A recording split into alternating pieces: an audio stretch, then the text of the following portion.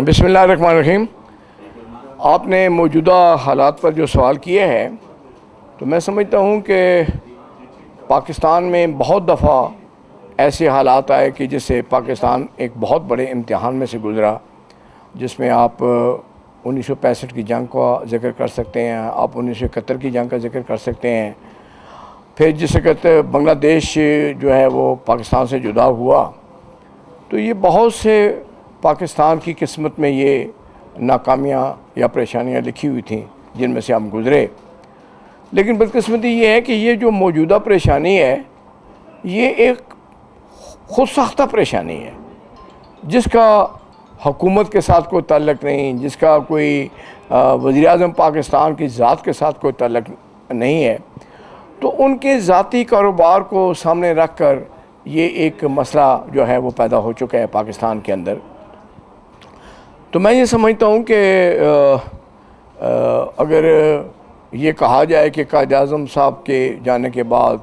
और उसके बाद फिर Zulfikar Ali Bhutto as a national leader आए और अब जो हैं वो नवाज़ शरीफ साहब जो हैं वो एक नेशनल लीडर हैं, बल्कि इंटरनेशनल लीडर हैं, इसमें कोई शक वाली बात नहीं।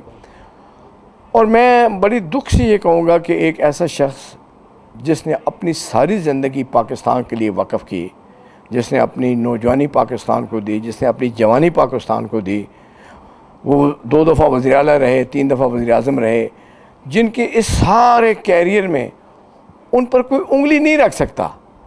कि किसी ठेके में उन्होंने पैसे लिए हैं, किसी सी-पैक के मंसूबे में उन्होंने पैसे लिए और उनके कारोबार को बुनियाद बनाकर ये एक इशू खड़ा कर दिया गया है। तो मैं समझता हूँ कि अब चूँकि मामला सुप्रीम कोर्ट ऑफ पाकिस्तान के सामने है, इस पे मैं ज़्यादा बात नहीं करना चाहूँगा, लेकिन इतना ज़रूर कहूँगा कि अल्लाह ताला से बहुत उम्मीद है, यकीन है कि इंशाअल्लाह नवाज़ शरीफ साहब इस मुश्किलात से भी निकलेंगे और वो फिर पाकिस्तान के वज़ीर-ए-आज़म वही रहेंगे, क्योंकि इसके मुल्क और कौम को उनकी बड़ी सख्त ज़रूरत है।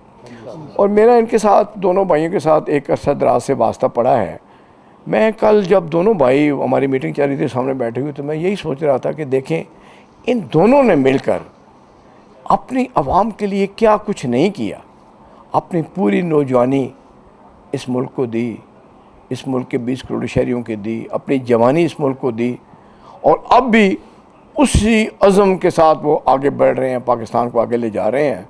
तो मैं समझता हूँ कि अल्लाह ताला से दुआ कि अल्लाह ताला उनकी मदद फरमाए।